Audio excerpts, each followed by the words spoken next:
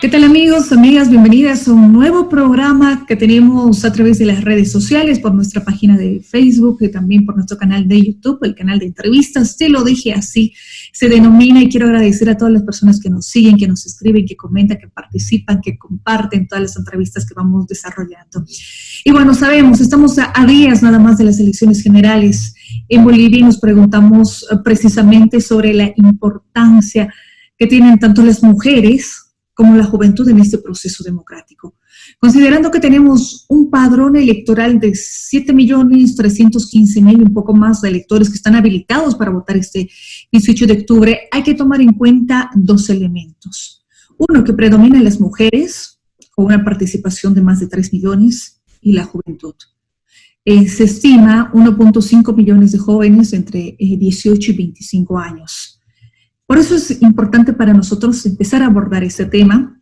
Yo quiero agradecer a nuestros dos invitados para el programa de hoy. Está con nosotros Lourdes Montero, comunicadora, cientista social. Querida Lourdes, muchísimas gracias por acompañarnos. Muy buenas noches, un gusto saludarte, Gabriela, aquí dispuesta a conversar de los temas que son de tanto interés. Muchísimas gracias, querida Lourdes. Hablamos en unos minutos. También saludamos a Andrés Mayo, comunicador, gestor cultural, activista LGBT. Querido Andrés, gracias por estos minutos.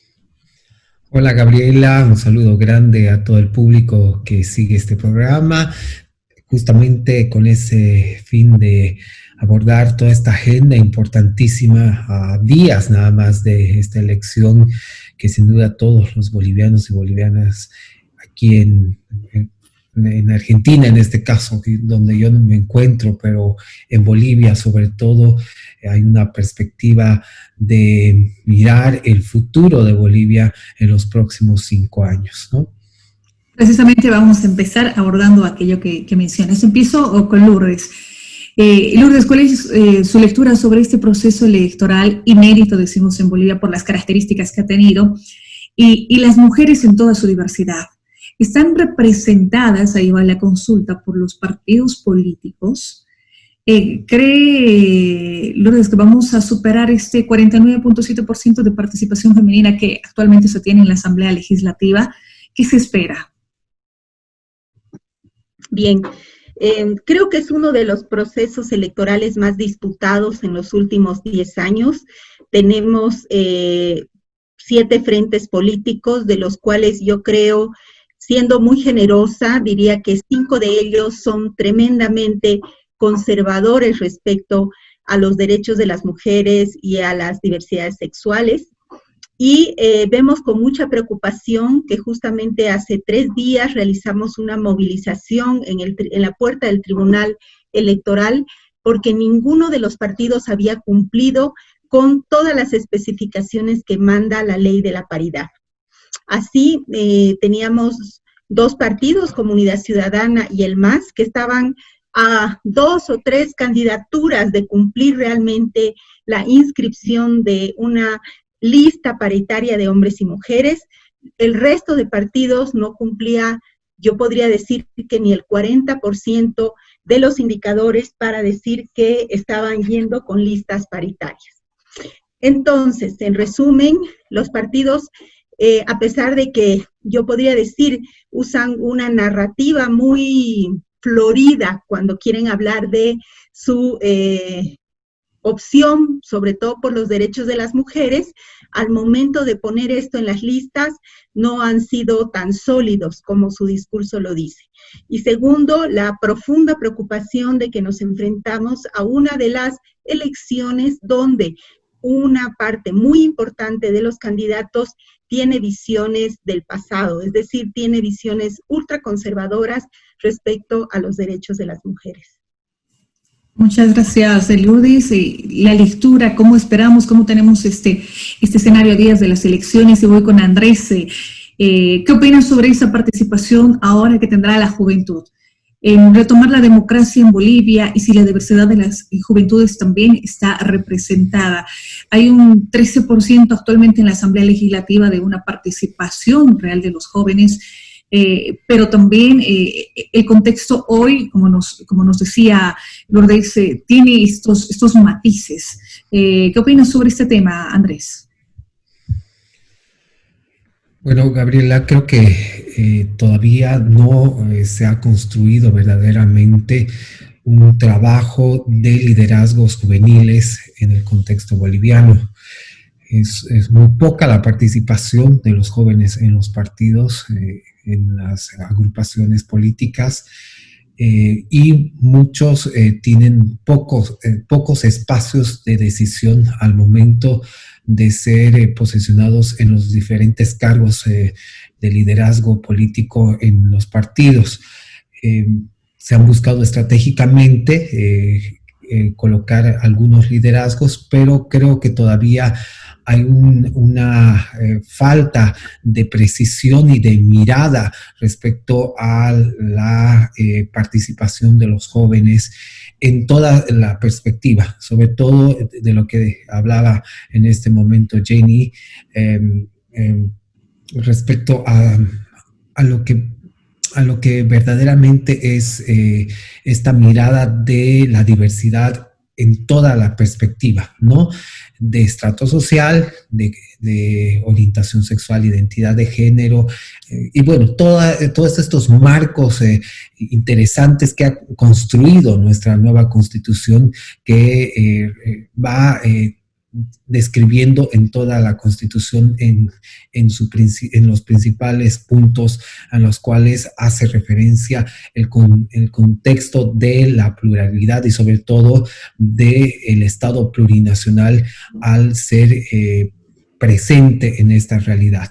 Creo que sobre todo eso es lo que a mí me preocupa en cuanto a presencia. Por otra parte, creo que también hay un punto muy interesante que es la información, que creo que es hoy el gran momento histórico para el mundo. No solamente esto sucede en nuestro contexto boliviano, sino está sucediendo en las elecciones en Estados Unidos, por ejemplo, si queremos hacer algún tipo de referencia, que digamos, estamos hablando del país más importante, el más influyente, el que genera muchos recursos para difundir la información de cada una de las campañas. Y en el caso de Bolivia, también creo que hay por primera vez se está mirando este ejercicio de las redes sociales como un actor fundamental para la toma de decisión de la gente. Hay un punto que creo que hay que cuestionarlo bastante, es el acceso a la información. Se habla de una clase media que tiene acceso a las redes sociales, acceso a conocer a los candidatos, acceso a la democratización de toda la información. Pero estos otros, que se habla de la gente del campo, de la gente, entre comillas, empobrecida, etcétera, que creo que hay un factor de cuestionamiento al tema de discriminación y perspectiva de realidades que son diferentes y que todavía no se mira desde estos espacios del Estado, ¿no? Que además, por supuesto, está comprometido este órgano, que es el órgano electoral, que debería tener esa capacidad de llegada a todas y todos. Entonces, cuando hablas de perspectiva de la juventud, creo que ahí hay muchos factores en cuestión y, por supuesto, la migración. Yo soy, por ejemplo, un migrante y así hay muchísimos jóvenes que han migrado, por ejemplo, a las ciudades y que hoy están en esa perspectiva de conocer la realidad en la cual van a construir su futuro y su realidad. Muy bien, Andrés, ese es el escenario. Estamos con Lourdes, con Andrés, conversando sobre la participación de las mujeres, de las juventudes de cara a estas elecciones. Voy con consultas para ambos. Voy a empezar con Lourdes, la misma pregunta. ¿Cuáles son los temas que preocupan más a las mujeres y a las juventudes de cara a un nuevo gobierno, considerando que son muy diversos y son muy amplios? Lourdes, por favor. Gracias. Bueno, son muchos los temas de la agenda de las mujeres y sobre todo de las mujeres jóvenes, voy a decir, pero resumiría en 3 grandes bloques, ¿no? Un primer gran bloque que es provocado justamente por la crisis económica en que nos encontramos. No es una crisis que haya sido solo provocada por la pandemia, yo digo que ha sido profundizada y acelerada por la pandemia. Tiene que ver con la seguridad del empleo y el ingreso para las mujeres, ¿no? Tememos mucho de que esta crisis haga que muchas mujeres que están en el mercado de trabajo sean despedidas, tengan que volver a la casa, familias que habiendo estado saliendo de la pobreza, ahorita encuentren mayor vulnerabilidad en sus ingresos y vuelvan a la pobreza, y familias que siendo pobres tengan que caer a la extrema pobreza. Creo que ahí hay una preocupación profunda. Sabemos que Bolivia tiene unos indicadores muy altos de familias con jefatura de hogar femenina, entonces la economía nos preocupa mucho como mujeres. Un segundo tema que es vinculado al mercado de trabajo, pero que tiene que ver con ideas y creencias machistas que todavía dominan a los hogares, tiene que ver con quién es responsable del cuidado en este país. El cuidado en un sentido amplio, el cuidado de los niños, el cuidado de los ancianos, el cuidado de los enfermos en las casas, porque ahora sabemos que el sistema de salud nos ha fallado y que la gran mayoría de las personas nos estamos recuperando del coronavirus en nuestras casas con, digamos, medicina tradicional. Y entonces ahí ha habido una sobrecarga de las mujeres. No hay una justa distribución de los cuidados en las familias, pero tampoco hay un apoyo estatal hacia esta responsabilidad que debería ser socialmente compartida. Y un tercer eje que también nos preocupa muchísimo, que se ha visto, yo diría, empeorado con la pandemia, tiene que ver con la salud sexual y reproductiva de las mujeres. El derecho al aborto es un tema que casi ningún candidato ha querido tocarlo, ninguno se ha querido comprometer, pero además tenemos el riesgo de que hay visiones conservadoras que nos hablan de que la educación sexual en las escuelas no debería ser llevada adelante porque incita a los jóvenes a tener sexo y cosas así. Y, por supuesto, somos uno de los países que tiene los mayores índices de mortalidad materna, y eso se ha visto agravado porque las mujeres ya no pueden ir a los hospitales a tener sus bebés, a tener controles, porque estos están colapsados con la pandemia. Entonces, yo diría que esos son los 3 temas más grandes que nos preocupan en este momento. Vamos con la misma pregunta, Andrés. Los temas más importantes en los jóvenes, ¿qué se necesita en este momento? Voy por la misma línea que dice Lourdes en cuanto a términos de derechos. Creo que hay un tema terrible que está agrandando las distancias por esta pandemia. Justamente el COVID-19 ha demostrado claramente las realidades, la cruda realidad de la situación que estamos viviendo en un contexto donde la vulneración de derechos es el pan de cada día, no solamente por la estabilidad del Estado, sino por la realidad de la multiplicidad de las realidades que existe en el país y de las diferencias abismales que todavía siguen existiendo en la posibilidad de acceso de todos a servicios que pues hoy en día se están marcando de manera muy fuerte en la vida y el cotidiano de los jóvenes y en realidad de las jóvenes y de los jóvenes.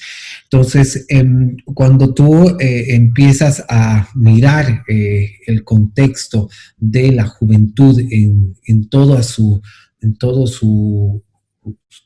realidad, te vas dando cuenta que no solamente es la realidad de la formación, que es lo que primero vamos a mirar como realidad y perspectiva de la juventud, sino tiene que ver con cómo está construyendo ese cotidiano en un ámbito donde la violencia es parte de la cultura y realidad de su vida. Y esto se acrecenta cuando es mujer, cuando es una mujer, cuando es una niña, cuando tiene otra orientación sexual, cuando tiene menos acceso a recursos económicos, y ni qué decir cuando hay un tema racial de por medio y, por supuesto, hay una dificultad física que le impide el acceso a cualquier servicio. Entonces, cuando un joven se enfrenta a esta realidad en la cual tiene que ver con un encierro, con la privacidad y la imposición, en este caso, de padres que le cuestionan todos estos puntos que están sobre la mesa, pues la violencia es parte principal de su realidad y pues de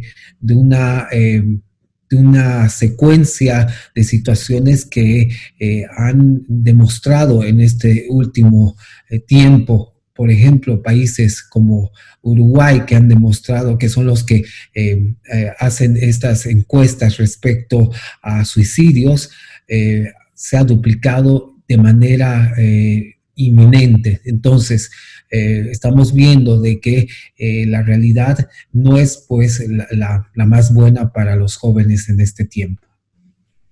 Muy bien, gracias, Andrés. Sigamos hablando de los temas que nos preocupan a las mujeres, los temas que nos preocupan también para los jóvenes, considerando los pocos días que tenemos para las elecciones generales. También la pregunta para los dos, voy a empezar con Lourdes.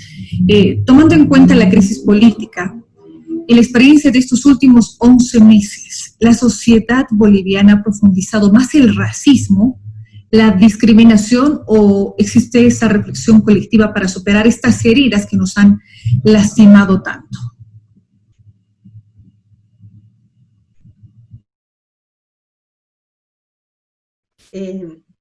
Con mucho dolor yo te podría decir que hemos profundizado no solamente una política de las identidades, así lo voy a llamar, en términos de la exacerbación de las diferencias, es decir, el racismo es parte de una serie de profundizaciones de las diferencias. Ahora se habla mucho, por ejemplo, de que si eres Camba o si eres Coya, si eres de la zona sur o si eres del Alto en la ciudad de La Paz, o si eres del Plan 3000 en Santa Cruz. Es decir, hay una racialización de la política, hay mucho clasismo, es decir, hemos vuelto a pensar que los ricos y los pobres somos de una diferencia abismal, y por tanto mucha de la oferta electoral que estamos viendo en realidad está muy centrada en quién es el candidato y si me representa, ¿no? Y está tremendamente polarizada esta disputa, pero yo diría que hemos ido aún más allá, que en este momento hemos visto que Bolivia es una sociedad profundamente violenta. Nosotros, cuando no podemos convencer a una persona de que piense igual que nosotros, creemos que podemos disciplinarla a través de la violencia. Las mujeres esto lo sabemos, porque sufrimos uno de los índices de violencia intrafamiliar o doméstica más altos de América Latina. Es decir, cuando nuestra pareja o nuestro esposo o nuestro padre no nos puede convencer de sus valores morales o éticos o expectativas, usa la violencia para imponernos su ley, vamos a decir. Esto se ha trasladado ahora a las calles, ¿no? La polarización se ha vuelto en una confrontación violenta. Las redes sociales están justo reflejando esta profunda intolerancia que estamos viviendo ahora. Esa es una herida muy profunda.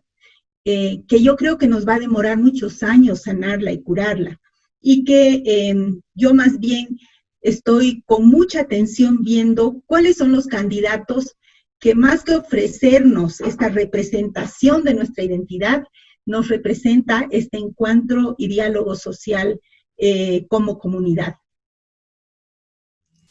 Muchísimas gracias, Lourdes. La misma pregunta, Andrés. ¿Cómo estamos como sociedad? Pues yo me sumo, igual que Lourdes, mira que tenemos el mismo comentario, me sumo en realidad a dar ejemplos puntuales respecto a lo que está sucediendo. Recientemente hemos visto encuestas que muestran una división terrible en el concepto técnico, simplemente esto, de decir lo que sucede en la ciudad y lo que sucede en el campo. Ya estamos dividiendo, ya estamos diferenciando tipos de gente, quienes viven en la ciudad y quienes viven en el campo. Estos que tienen privilegios y estos que son los otros, los campesinos, los otros. Entonces, cuando empezamos ya técnicamente a dividir, estamos indirectamente discriminando. Eso ya es discriminación.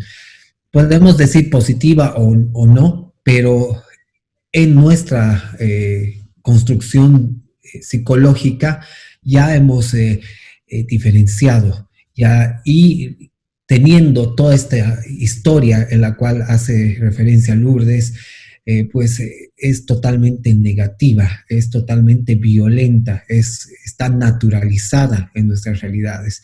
Entonces, cuando hay una situación de crisis como la que hemos estado viviendo desde hace 10 meses en el país, vemos que esto acentúa y genera este proceso histórico de discriminación, de colonialismo, de imposición, de blanqueamiento, además de encubrimiento a las situaciones reales en las cuales estamos viviendo. Estaba viendo el ranking hace un instante, mientras decía Lourdes esto, veía en redes sociales, entre los 128 países que demuestran la desigualdad de género y la violencia como factor principal de este ranking. Obviamente, entre los países primeros está Suecia, Suiza, países nórdicos, y nosotros estamos en el fondo de la lista, casi en el puesto, te digo, en este momento, en el 97. O sea, estamos fuera de los primeros 50 países. Entonces, al mirar esta realidad, es claro de decirnos y cuestionarnos respecto al tema de violencia.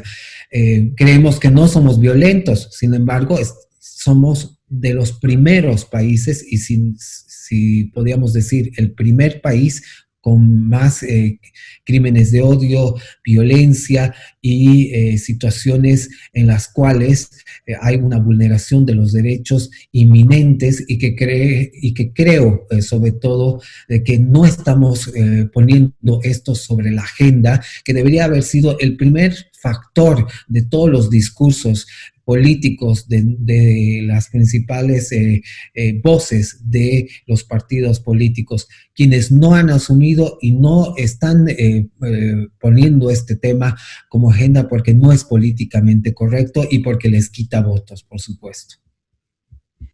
Gracias, Andrés. Lourdes con nosotros conversando sobre estos temas. Voy con una pregunta más para ambos, porque tiene esa relación de lo que prácticamente me dicen, ¿no? ¿Qué esperan de este nuevo gobierno?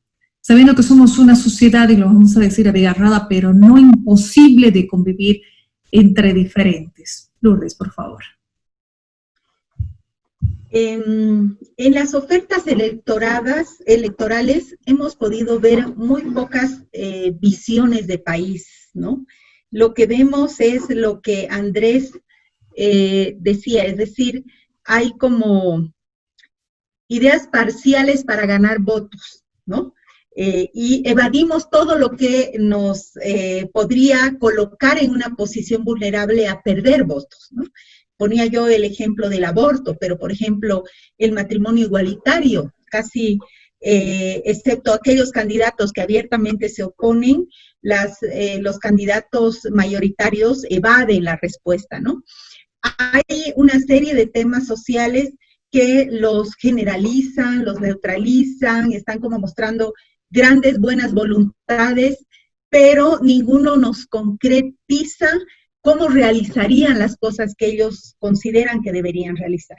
Entonces, mi temor es que el horizonte de futuro va a ser muy incierto, no vamos a resolver nuestras diferencias en estas próximas elecciones, pero podríamos tomar dos caminos: profundizar nuestras diferencias, profundizar nuestras disputas y tratar de resolverlas en las calles, que creo que sería el peor camino, o encontrar una cierta gobernabilidad que nos permita ir estrechando lazos para los temas, digamos, encontrando pequeños acuerdos, no digo grandes acuerdos, porque yo tampoco creo que los partidos deberían unirse en una megacoalición, no hemos tenido buena experiencia con las megacoaliciones en el pasado.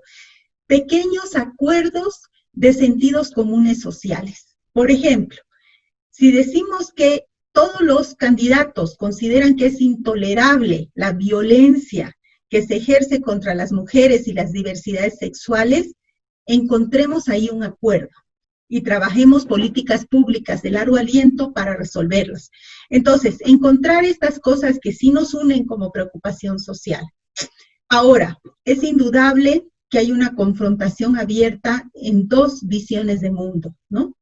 No me gusta clasificar las posiciones como de derecha o de izquierda, porque creo que son etiquetas que no reflejan la complejidad de las visiones de mundo de cada uno de esos espacios, pero claramente hay formas de ver la realidad de manera distinta, ¿no?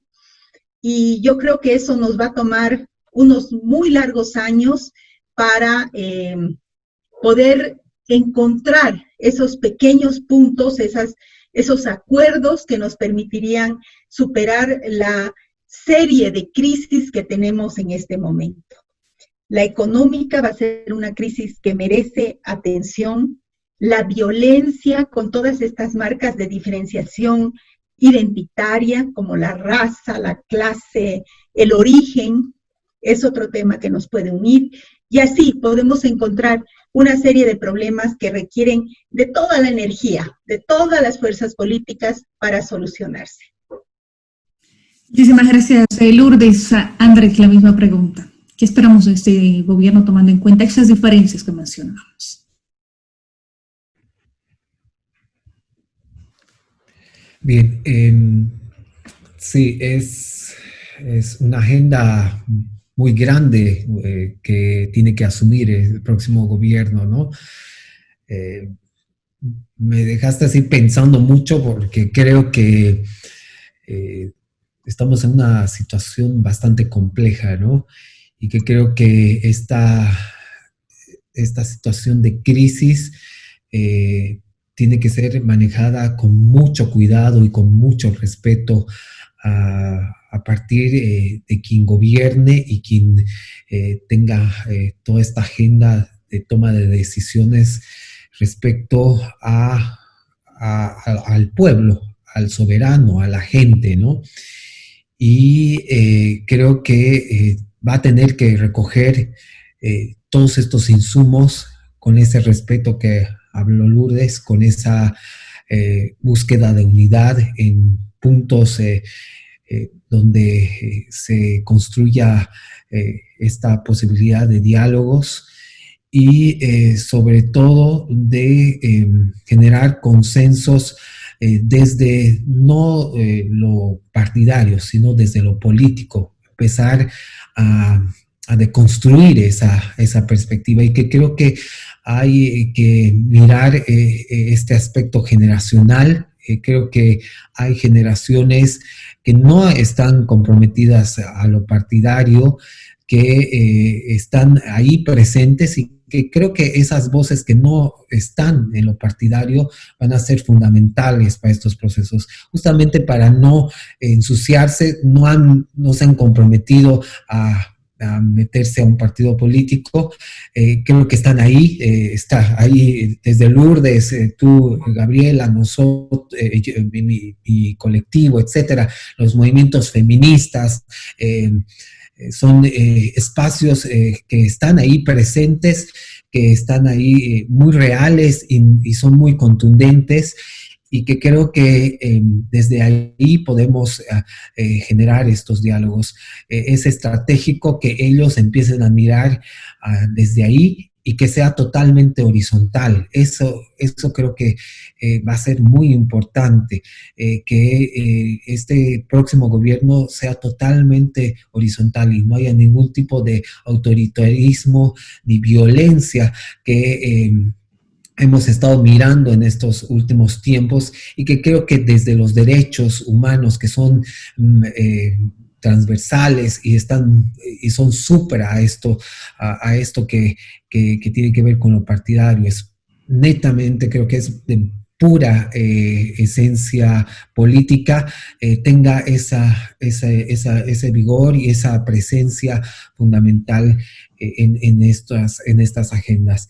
Hemos visto también, para cerrar esto, hemos visto también agendas internacionales, presencias de autoridades internacionales, instancias internacionales que también han prestado un poco su voz, y hemos visto que ha habido mucha fricción y desinformación, y eso creo que ahí tenemos que ser muy inteligentes en cómo manejamos también la información y desde dónde viene la información. Esos son ciertos cuidados que tenemos que empezar a deconstruir y a repensar en el país. Voy con una pregunta más. Quiero agradecerles a ambos de verdad por estos minutos, por poder tocar estas temáticas que llaman la atención, que están ahí, que necesitan ser tomadas en cuenta en nuestro país. Y con esto me despido. Lourdes, ¿qué mensaje le darías a esas mujeres que viven violencia? Hace instantes nos dabas unos indicadores a propósito de ello. ¿Vale la pena que vayan a ejercer su voto, creer en un gobierno democrático, tomando en cuenta precisamente sus niveles de violencia que se han registrado más aún con la cuarentena, y eso se ha evidenciado? ¿Cuál es el mensaje de Lourdes Montero para las mujeres? Gracias, Gabriela. Creo que somos una sociedad que en este momento tenemos mucho miedo al futuro. Nos sentimos muy vulnerables frente a un sistema político que no está resolviendo los problemas centrales, pero que además se está ocupando de una confrontación, yo diría, que no se va a resolver si es que la sociedad en su conjunto no exigimos ese encuentro, ese romper con el autoritarismo que Andrés mencionaba y que nos preocupa muchísimo, ¿no? Porque justamente los contextos como pandemia son muy sensibles para que gobiernos autoritarios tomen el poder y con el pretexto de cuidar nuestra salud, limiten nuestros derechos y nuestras libertades. En ese sentido, yo creo que tenemos que ir a votar, no importa cuál es nuestra afinidad política o qué candidato creemos que representa mejor nuestras ideas. Tenemos que ir a votar con la ilusión de que las urnas pueden mediar esta potencial violencia y confrontación social que vivimos los bolivianos y bolivianas. Tenemos que ir a votar porque seguimos creyendo que la democracia es la mejor forma de gobierno y que la próxima Asamblea Legislativa va a contener nuestras diferencias, va a contener esa multiplicidad de ser boliviano que existe en Bolivia, y que vamos a ir a celebrar una asamblea donde volvamos a encontrar hombres, mujeres, indígenas, campesinos, gente del oriente, gente del occidente, y que vamos a poder dialogar en ese espacio. Yo creo que es un tiempo que también tiene algunas virtudes. Encuentro que la política va a volver a tener su esencia.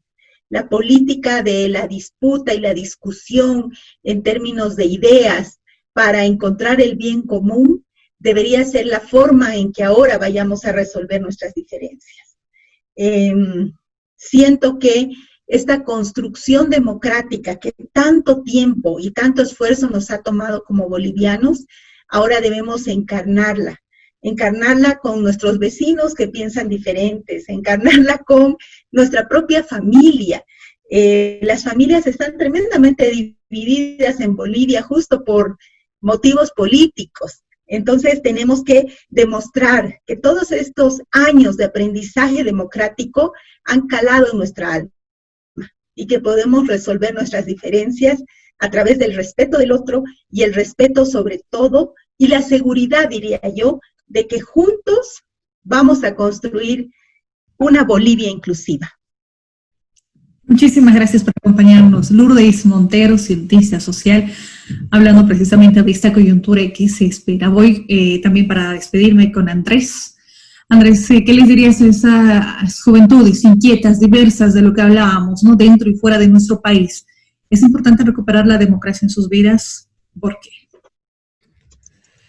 Creo que es fundamental. La democracia en nuestro país ha calado profundamente en cambios trascendentales, ¿no? De fundamentalismos, de una historia que en poco tiempo está dando frutos en nuevas generaciones, que somos nosotros y que somos esa generación que, estando en una crisis, tenemos este espacio como el tuyo y así como otros existen.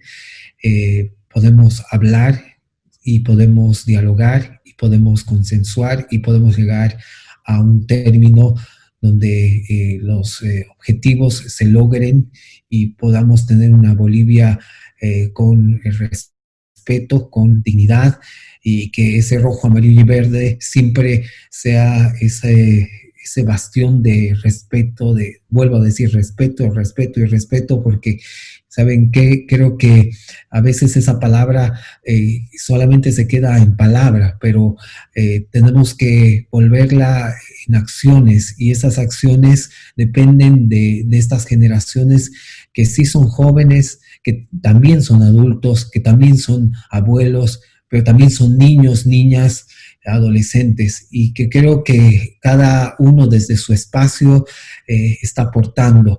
Hoy en las urnas, los jóvenes desde 18 años en adelante podrán definir, y son grandes tomadores de decisiones en este tiempo, donde verdaderamente se va a demostrar que en crisis se puede hacer muchas cosas, y eso está en cada uno de nosotros. Vayamos a votar, vayamos a cumplir este hecho tan histórico que hemos construido todos en Bolivia, que se llama democracia, y que hoy en las elecciones, este próximo 18, vamos a demostrarlo con respeto y con dignidad. Querido Andrés, también muchísimas gracias. Andrés Mayo, activista LGBT, que nos ha acompañado, hemos compartido con Lourdes, con Andrés estos minutos, y antes de despedirnos, yo quiero agradecer a las personas que nos siguen, que nos escriben, que participan del programa.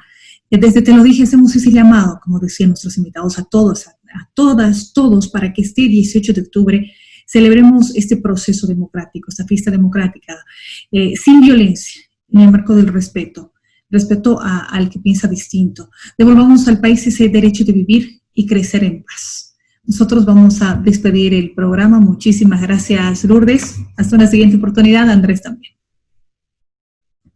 Gracias, saludos. Bueno, nosotros nos despedimos. Permiso.